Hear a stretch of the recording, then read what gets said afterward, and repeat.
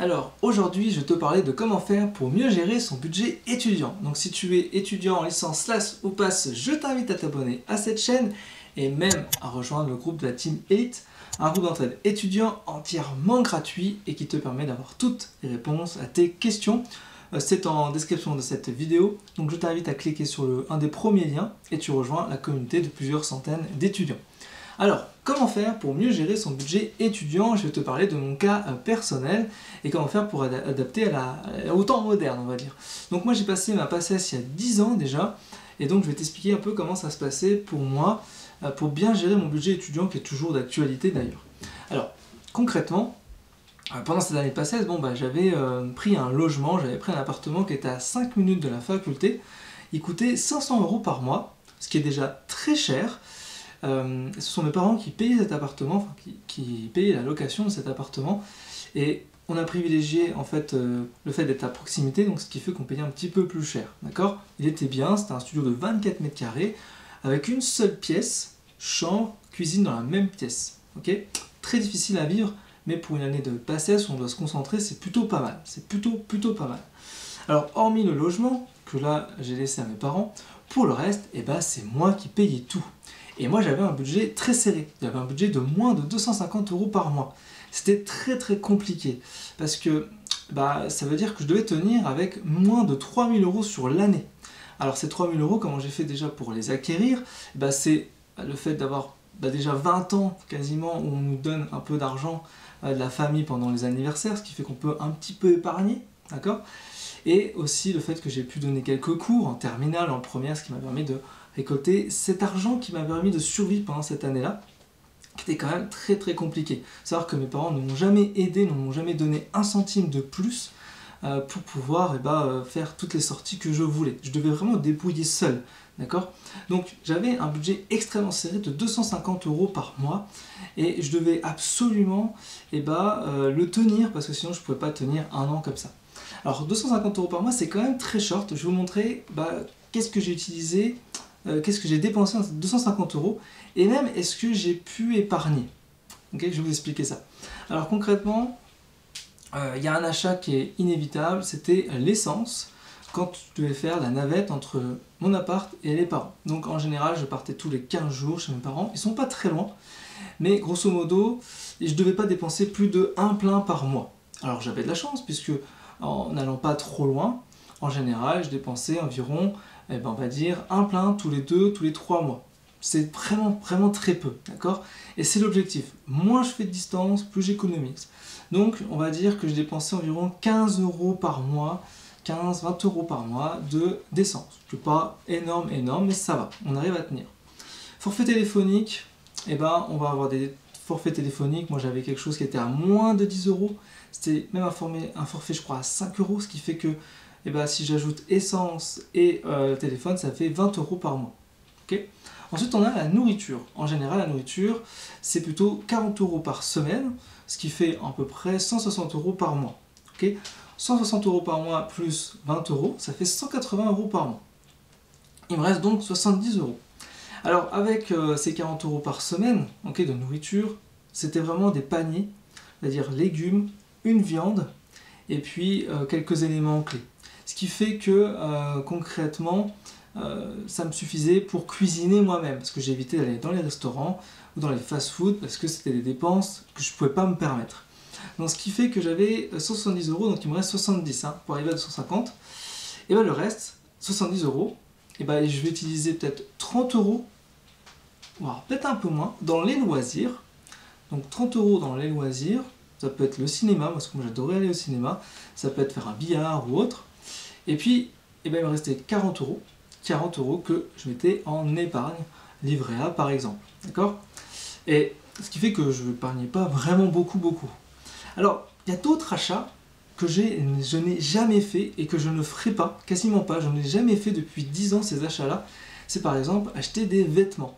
Je n'ai quasiment rien acheté en vêtements depuis 10 ans. Ok?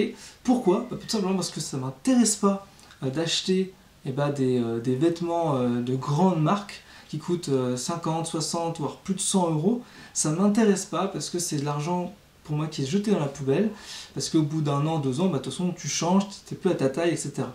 Donc j'ai préféré soit faire de la récup, soit tout simplement prendre des tailles larges. Okay, j'avais vraiment des vêtements taille large, je savais que j'allais les garder pendant 10 ans. Okay, il y a de temps en temps, j'achetais des vêtements, c'est évident, on est obligé, mais genre une fois par an, j'achetais peut-être un vêtement, okay, un t-shirt, pas plus, mais vraiment j'avais rien du tout.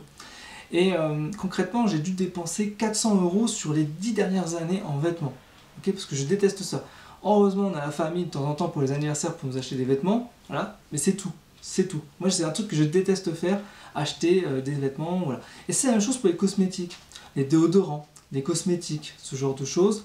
Moi, je n'utilise pas ça, donc c'est déjà de l'argent que je n'ai pas dépensé, donc c'est de l'argent que j'ai même gagné. Ça, c'est plutôt bien. Et autre chose aussi importante, je ne suis pas fumeur, je ne bois pas d'alcool, donc j'ai énormément économisé puisque je suis presque un minimaliste, on va dire, de ce genre de choses. Donc ne pas fumer et ne pas boire m'a permis d'énormément économiser. De toute façon, je n'avais pas la possibilité de dépenser ce genre de choses. Donc quand on prend conscience qu'on n'a pas cette possibilité-là, bah derrière, on n'a pas le choix de se restreindre à acheter des choses. Okay, il y a des fournitures, par exemple d'école, qui sont nécessaires. J'essaie de faire un max de récup pour pouvoir éviter d'acheter des choses. Et quand je devais acheter des choses, je les achète bien en général. Je préfère acheter un truc bien qui est durable que d'acheter des trucs futiles qui ne vont pas être utiles dans le temps. D'accord ? Par exemple, si j'achète un bouquin, il faut que ce bouquin il dure 10 ans et que je vais l'utiliser pendant 10 ans. Donc voilà. Alors, aussi un truc que je faisais, des petites astuces comme ça pour éviter de dépenser inutilement, c'est de ne jamais prendre plus de, on va dire, 10, 15 ou 20 € dans mon porte-monnaie quand je vais me balader, pour éviter d'avoir des achats compulsifs. Alors moi je suis pas du tout comme ça, donc quand je vois qu'il y a un truc qui me plaît, je me pose la question, est-ce que j'en ai vraiment besoin? Et en général, ce que je fais, c'est que je fais soit un petit tour et je reviens et je dis, est-ce que j'en ai vraiment besoin? Et si je vois que j'en ai vraiment pas besoin, bah je pars. Et j'arrive à m'ôter ce désir de vouloir acheter quelque chose. Alors, ensuite, ce que je fais, c'est qu'il faut toujours être deux en général quand vous êtes en mode d'achat pour demander si c'est utile. C'est-à-dire que vous demandez à votre partenaire, à votre ami, est-ce que c'est utile si j'achète ça? Okay, est-ce que c'est vraiment utile? Est-ce que j'en ai besoin? Est-ce que c'est juste un caprice? Et puis si vous dit non, ça sert à rien, hop, t'as économisé ça. C'était plutôt pas mal. Aussi un autre truc, c'est comparer les offres. C'est-à-dire si vous voulez, je sais pas, faire une activité, et ben vous voyez que, par exemple, une activité dans les Vosges, j'ai dit canoë là, il dit canoë là, il y en a un qui est à 40 € et un qui est à 25. Vous voyez s'ils font des parcours à peu près identiques ou autres, tu prends celui à 25, tu compares les offres, c'est tout à fait normal.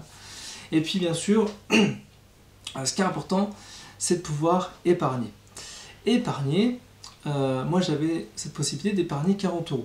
Mais mon objectif, c'était d'aller dans les 50 €. Puis si je pouvais dans certains mois, même à 100 €. Donc se restreindre dans, par exemple, la nourriture, pour peut-être, ou les loisirs, pour peut-être encore plus économiser, d'accord ? Plus épargner. Mais si j'avais su il y a 10 ans qu'on pouvait, avec cette épargne, investir, j'aurais investi. Malheureusement, je n'ai pas pris cette conscience qu'on pouvait investir quand on était étudiant. Donc, c'est là où j'ai pris conscience qu'il fallait investir au plus tôt possible. Investir, ça peut être dans l'investissement dans plein de choses. Le plus simple pour vous en tant qu'étudiant, c'est d'investir dans la bourse. Mais je ne vais pas parler de détails techniques dans ce genre de vidéo, c'est pas du tout l'objet de cette chaîne. Mais si vraiment ça vous intéresse de savoir comment faire pour investir en tant qu'étudiant, où vous n'avez pas beaucoup d'argent à consacrer par mois, n'hésitez pas à me poser des questions en commentaire. J'espère qu'à travers cette vidéo, j'ai pu t'apporter des éléments de réponse, comment faire pour mieux gérer son budget étudiant. Dites-moi si vous avez un budget étudiant aux alentours des 250 ou un peu plus, ou un peu moins, et comment vous faites, d'accord? Comment vous faites? Concrètement, moi j'ai pu épargner avec plusieurs années, mais c'est vrai que j'avais vraiment pas d'argent, quoi. J'avais vraiment pas d'argent.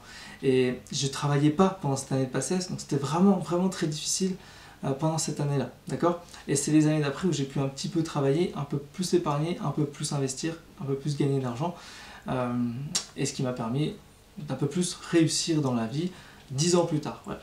Et bien écoutez, je vous souhaite une excellente journée, à très vite, ciao ciao.